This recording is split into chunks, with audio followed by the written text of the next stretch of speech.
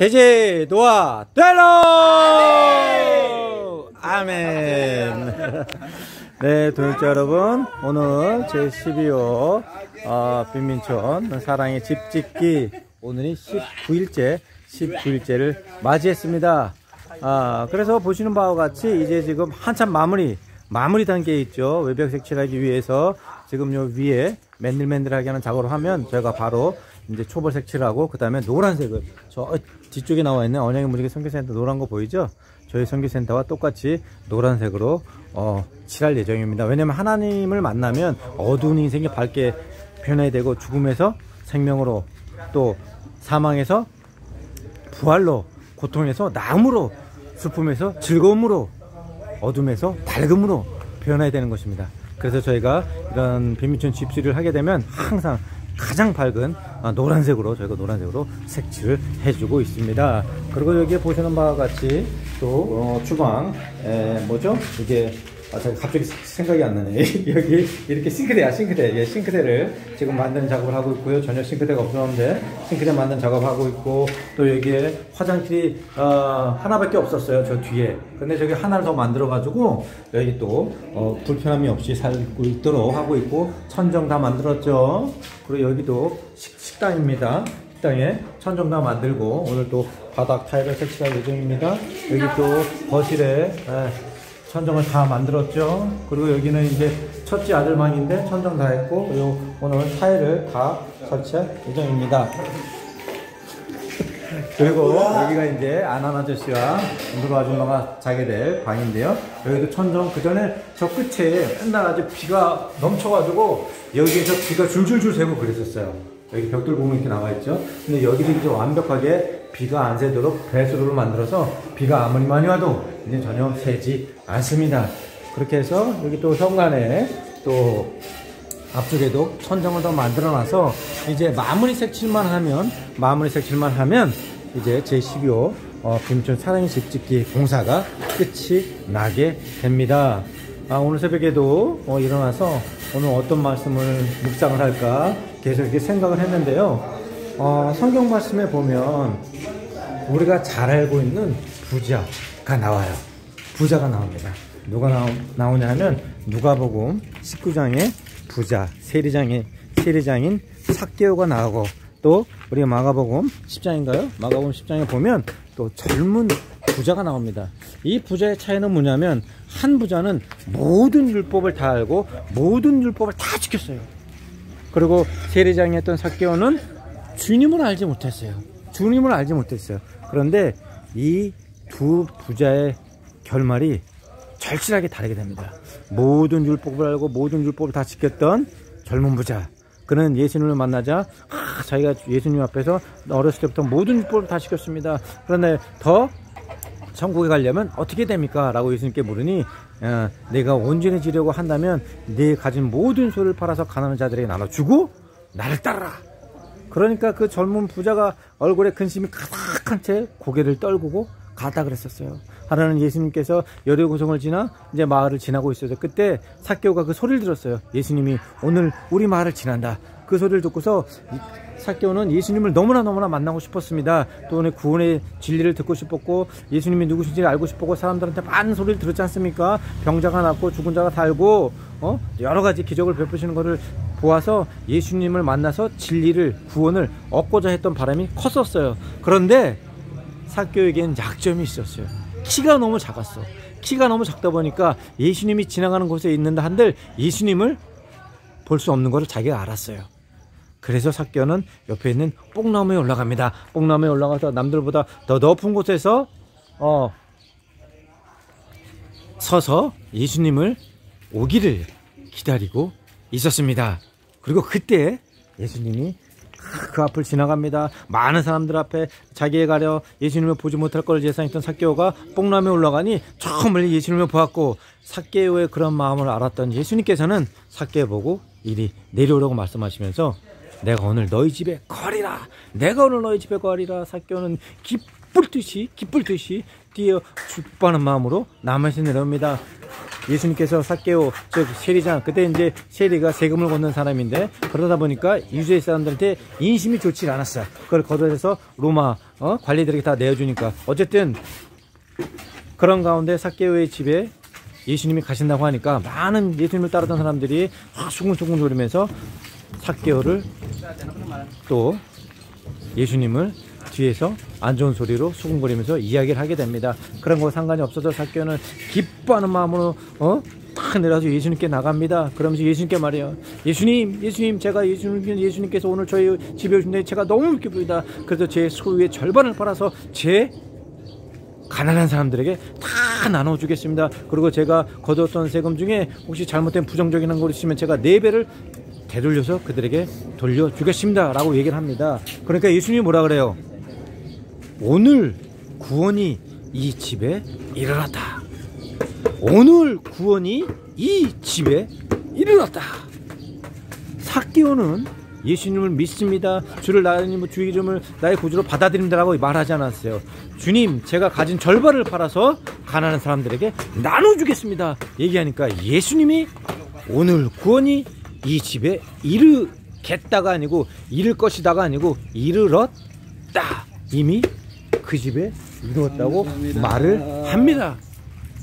무슨 말이냐면, 예수님께서는 우리가 가진 것을 팔아서 가난한 자들에게 나누기를 그렇게 원하시는 거예요. 젊은 부자였던 모든 율법을 다 지켰어요. 그러나 그런 모든 율법을 지켰으나 그의 마음 가운데 예수를 나의 구주로 삼지 않고, 그의 마음 가운데 예수를 나의 주인으로 삼지 않았던 거예요. 그렇기 때문에 예수님께서 너의 모든 재산을 팔아서 가난한 자에게 나눠주라 했을 때, 아직도 자기 마음 가운데 주인이 자기이다 보니 모든 율법을 지키고 모든 율법을 다 알고 어렸을 때부터 한 번도 율법을 어기지 않았던 사람이나, 아직도 자기 삶의 주인인 자신이다 보니 예수님의 말을 따르지 않고 근심하며 고개를 떨고 집을 돌아오게 됩니다. 그러나 삭개오는 예수님을 알지 못했고 율법이 무엇인지를 몰랐어요. 그러나 예수님을 바라보는 순간 그에게 기쁨이 가득 차서 가졌던 것의 절반을 주님께 내어드리겠다 말씀하니, 주님께서 오늘 구원이 너의 집에 이루었다 말씀하지 않습니까? 말라기에 뭐라고 나와있죠? 말라기 3장에 너희 11조 전부를 하늘 창고에 들여 내 창고에 양식 있게 하라. 그럼 내가 너에게 복이 쌓을 수 없을 정도로 복을 쏟아붓지 않나. 나를 시험해보라. 시험해보라. 가난한 자에게 복음을, 포로된 자에게 자유를, 눈먼 자들에게 다시 보게 함을, 억는 자에게 자유를. 이것이 바로 예수 그리스도께서 이 땅에 오신 목적이고 우리에게 이것을 따라 행하기를 원하시는 거 아니겠습니까? 그런데 삭개오가 예수님을 보자마자 기쁜 마음으로 내가 가진 것의 절반을 주님께 드리겠다고 하니 오늘 구원이 내 집에 이르렀다 라고 말씀하시는 거예요. 우리가 가난한 자들에게 우리 재산을 팔아서 나눠준 것, 내 전토를, 또 형제나 부모나 자녀나 아내나 뭐 남편을, 그리고 집을 내 이름을 위해서 팔면 너에게 100배나 갚아줄 것이요 너에게 영생을 줄 것이라고 주님께서 무화과나무를 설명하면서 말씀하지 않았습니까? 그리고 또 젊은 부자 간원에 가니까 예수님께서 이렇게 말씀하시죠. 젊은 부자가 고개를 떨면서 하니까 제자들이 저 부자가 천국에 들어가는 것이 낙타가 바늘길에 들어가는 것이 더 쉽다라고 말하는 거예요. 그러니까 제자들이 그러면 도대체 주님 천국에 누가 들어갑니까? 라고 얘기하니까, 사람으로서는 할 수 없으나 하나님께서는 불가능이 없다. 즉 아까 부자였던 사람은 자기 삶의 주인이 자기이다 보니 자기의 재물을 팔 수 없었던 거야. 그러나 성령으로 인해서 우리의 주인이 예수님이 되고 성령님이 되면 우리 삶 가운데 주인이 예수님이 되오니 우리의 재물도, 우리가 모든 가진 것도, 금은보화도 아깝지 않고 주를 위해서 다 팔 수 있다라는 거예요. 그래서 예수님께서 사람으로서는 할 수 없으나 하나님께는 불가능한 것이 없다라고 말씀하신 겁니다. 우리 삶에 우리의 주인이 되면 교회를 10년 다니고 20년 다니고 30년 다니고 40년 다녀도 주님 앞에 구원받지 못하는 거야. 왜냐? 내 삶에 내 주인이 되니까 내 것이라 생각을 하고 청지기적 신앙을 갖지 않아 주께 내어드릴 수 없다는 겁니다. 얼마 전에 기사를 봤어요. 역삼동에 있는 대형교회라 그래요. 그런데 교회 신실하고 새벽기도로 다 나오는데 그 부부가, 그런데 그분들이 교회 성도들한테 여기 좋은 상품이다, 투자해라, 소득을 많이 번다, 이자를 많이 번다고 얘기한 거예요. 그래서 자그마치 그 교회 성도들한테 400억을 투자를 받았답니다. 그런데 그게 사기였었어요. 그래서 막 어떻게 해서 교회에서 이럴 수 있느냐, 열심히 신앙이 좋아서 했는데, 여러분들 성경 말씀 어디에 썩어질 것에 투자를 하라고 나와 있습니까? 성경 말씀 어디에 이 세상 것을 위해서 투자라고 나와 있어요. 썩어질 육식의 것을 위해서 살지 말고 영원할 영생을 걸 위해서 심어라. 라고 성경 말씀에 나와 있지 않습니까? 이 코로나로 어려운 이 지경 가운데 많은 교회에서 성경음에 어려움 받고 많은 성도들이 성경음을 끊겨서 고국으로 돌아온 판국에 그 역삼동에 있는 대형 교회는 그게 얼마나 진실인지 모르겠으나 400억을 사기를 당했답니다. 그 교회 목사 부부한테. 예수님이 어디 그렇게 말씀하셨어요? 하늘나라에서 너희가 씹으면 100배나 갚아준다고 분명히 말씀했는데 그 이자돈 더 벌라고 또 그 사람들이 사기를 맞았다는 사람들이 경찰에 다 신고도 못합니다. 왜냐하면 그 소득 많이 번 것을 세무서에 신고를 안 했대요. 그래서 그 사기를 친 부부가 당신네들이 만약에 나한테 사기 맞은 걸 신고하면 당신네 내가 신고하겠다고 세무서에. 그러니까 그 불로소득 인정해서 세금을 안 내다 보니까 사기 맞은 것도 신고를 잘 못한다는 거예요. 어떤 사람은 19억 사기 맞은 사람들이 있고 어떤 사람은 대출을 받아서 9억씩 한 사람도 있고 하나님 나라를 위해서 하면 하나님 나라를 위해서 심으면 여러분 사기 맞을 일도 없고 여러분 돈은 잃어버릴 일도 없고 여러분 세상은 아무리 투자해봐야 몇 배 이자 법니까? 100배 법니까? 못 벌죠. 그러나 하나님 나라를 위해서는 하나님께서 100배나 갚아주신다고 분명히 말씀하셨어요. 그리고 사교를 보십시오. 내 가진 절반을 가난한 사람들은 나눠주겠습니다. 그러니까 예수님이 곧바로 오늘 구원이 이 집에 이르렀다 라고 말씀하는 거 아니겠습니까?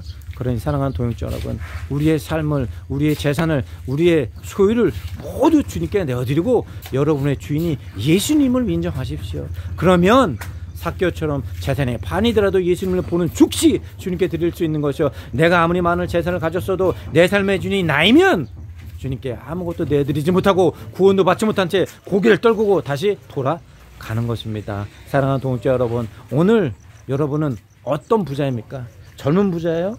아직도 여러분의 모든 부가, 집이, 재산이 여러분 자신의 소유라고 생각합니까? 아니면 삭개오처럼 예수님을 알지 못했으나 그를 바라보는 순간 나의 구주임을 확신하고 나의 가진 재산의 절반을 주님 가난한 자들에게 주겠습니다. 그럴 때 주의 구원이 바로 임하는 그런 삭개오와 같은 사람입니까?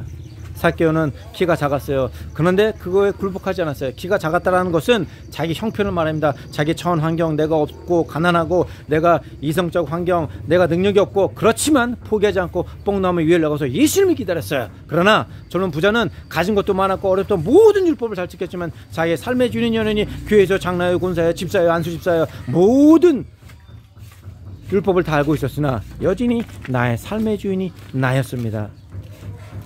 여러분의 삶의 주인은 누구십니까? 하나님께서 오늘 이렇게 물으신다면 여러분 어떻게 대답하시겠습니까? 부디 삭개오와 같은 자가 되어 여러분의 가진 절반이라도 주님 앞에 당당히 내어드리고 구원을 받는 여러분과 모든 동행시분 되시기를 간절히 소망합니다. 이상 인도네시아 박만호 선교사였습니다. 감사합니다.